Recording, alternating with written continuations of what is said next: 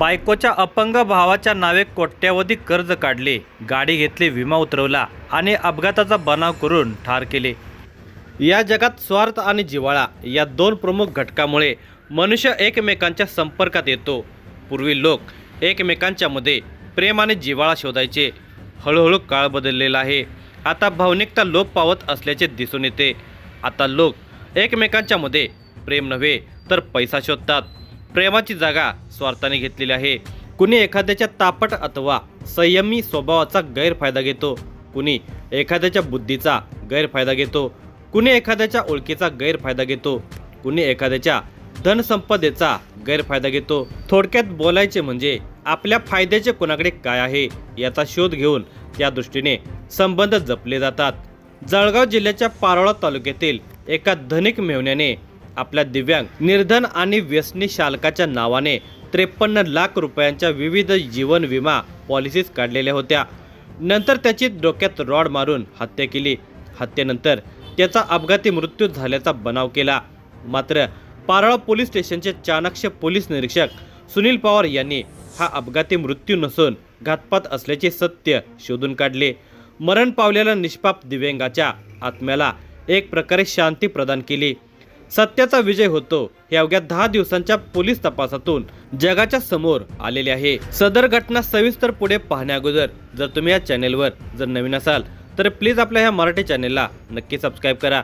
जळगाव आणि धुळे जिल्ह्याच्या सीमेवर पारोळा शहर आणि तालुका वसलेला आहे।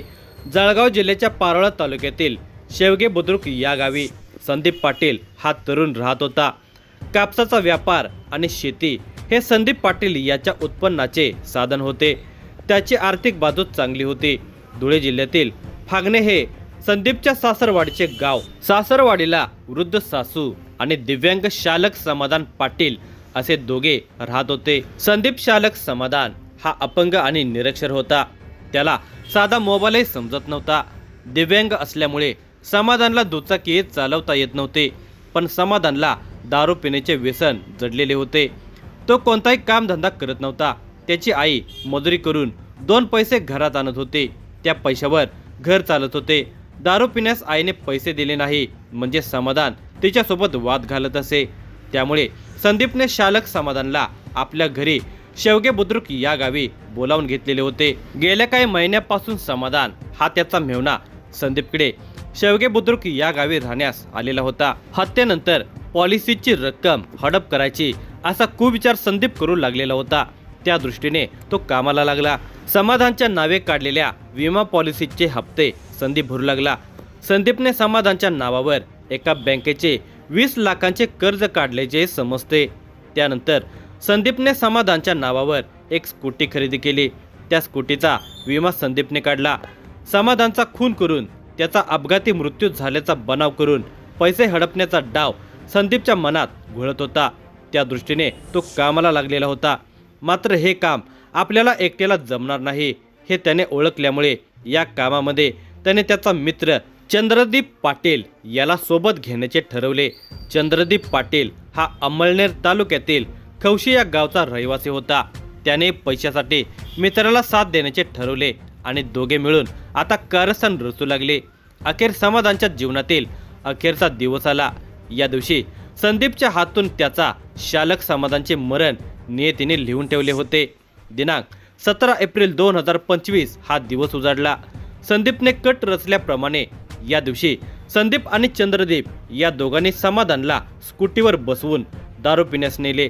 समाधानला खायला जेवण आणि प्यायला दारू दिली। आपल्याला न मागता चांगले जेवण आणि दारू मिळत असल्याचे बघून समाधान मनातून सुखावलेला होता। आपला मेहुणा किती चांगला आहे असे तो समजत होता। मात्र संदीपच्या माध्यमातून नियतीने आपल्या ताटात काय वाढून ठेवलेले आहे हे त्याला माहीतच नव्हते।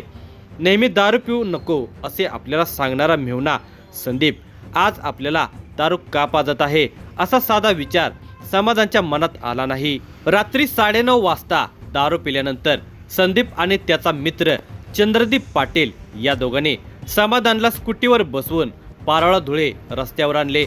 संदीप स्कूटी चालवत होता। स्कूटीच्या डिक्कीमध्ये संदीपने एक लोखंडी रॉड ठेवलेला होता। स्कूटी रस्त्यातच थांबवून संदीपने दोघांना खाली उतरण्यास भाग पाडले। तिघे गाडीवरून उतरले. संदीपने स्कूटीच्या डिक्कीतून लोखंडी रॉड बाहेर काढला. तो लोखंडी रॉड संदीपने त्याचा शालक समाधानच्या डोक्यात आणला. रात्रीच्या अंधारात डोक्यावर लोखंडी रॉडचा आघात झाल्यानंतर समाधान खाली कोसळला. त्या ठिकाणी रस्त्यावरून काही अंतरावर दगडाचा ढीग होता. त्या ठिकाणी समाधानला टाकून देण्यात आले. त्यानंतर स्कूटी रस्त्याच्या बाजूला टाकून देत तेथून दोघांनी पलायन केले. जणू काही झालेच नाही अशा थाटामध्ये संदीप तेथून थेट घरी आला आणि झोपी गेला. काही वेळाने संदीपच्या भावाला एक फोन आला. फोनवर त्याला समाधानच्या रस्ता अपघाताची माहिती समजली. ती माहिती त्याने संदीपला सांगितली. सर्व काही माहिती असलेल्या संदीपने मदतीचा बनाव करत झोपेतून उठून घटनास्थळ गाठले. संदीपने रुग्णवाहिका बोलवण्यासाठी फोन केला, मात्र पत्ता मुद्दाम चुकीचा सांगितला. चुकीचा पत्ता सांगितल्यामुळे रुग्णवाहिका येण्यास जवळपास तासभर वेळ वाया गेला. समाधानचा मृत्यू होण्यासाठी पुरेसा वेळ मिळावा, तो मरण पावल्यानंतर कुणालाही सत्य समजू नये यासाठी त्याने हेतुपुरस्पर रुग्णवाहिका बोलवण्यासाठी चुकीचा पत्ता सांगितला होता. बऱ्याच वेळाने रुग्णवाहिका आली. रुग्णवाहिकेतून समाधान यास नजीकच्या पारोळा येथील कुटीर रुग्णालयात नेण्यात आले. अधिकच्या उपचारासाठी त्याला धुळे येथे नेण्यात आले. मात्र या कालावधीत समाधानचा मृत्यू झाला. समाधान मयत झाल्याचे वैद्यकीय अधिकाऱ्यांनी घोषित केले. दुसऱ्या दिवशी संदीपने या घटनेची माहिती धुळे पोलिसांना दिली. मात्र अपघात पारोळ्यात झाल्याने हे प्रकरण पारोळा पोलिसांकडे वर्ग करण्यात आले. DYSP विनायक कोते यांच्या मार्गदर्शनाखाली पारोळा पोलीस स्टेशनचे पोलीस निरीक्षक सुनील पवार यांनी आपल्या सहकाऱ्यांच्यासह घटनास्थळाला भेट दिली. मृतदेहासह घटनास्थळ पंचनामा आदी सोपस्कार पूर्ण करण्यात आले.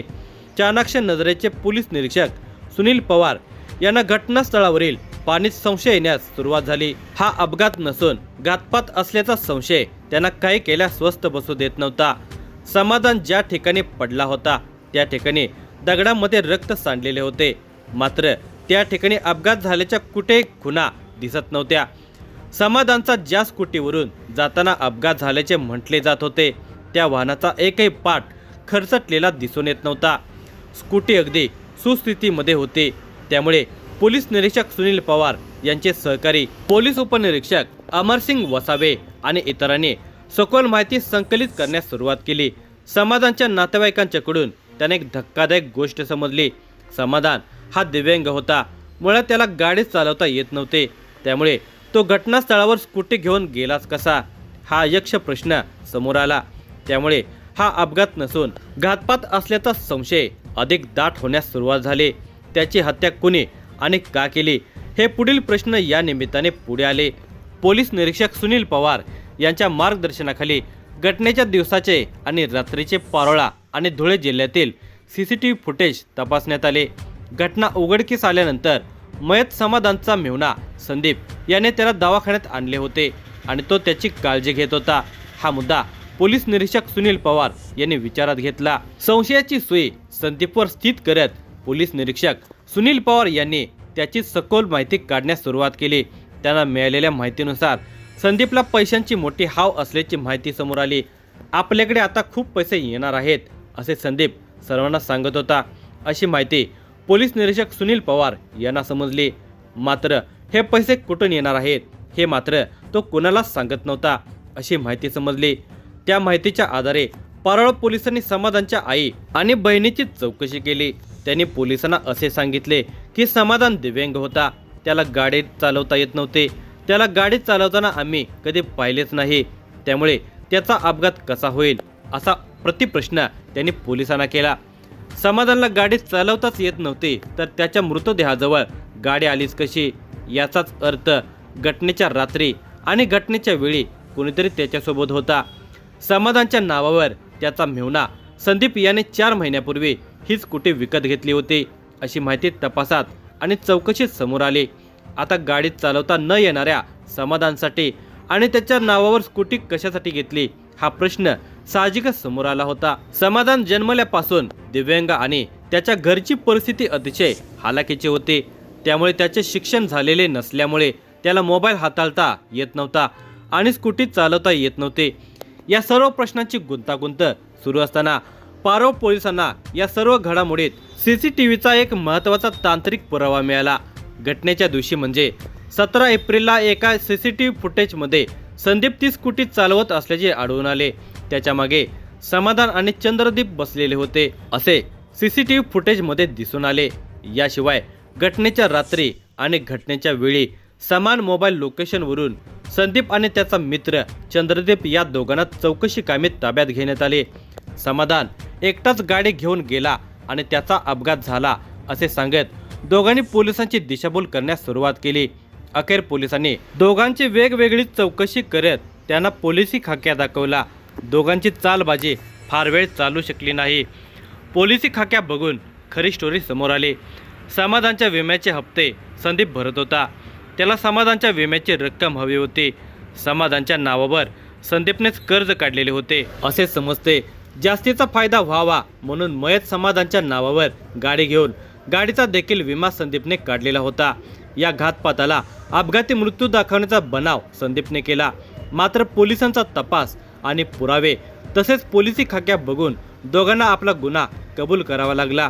या घटनेप्रकरणी पारोळा पोलीस स्टेशनला गुन्हा रजिस्टर नंबर 91/2025 भारतीय न्याय संहिता 103-61-2 नुसार गुन्हा दाखल करण्यात आला.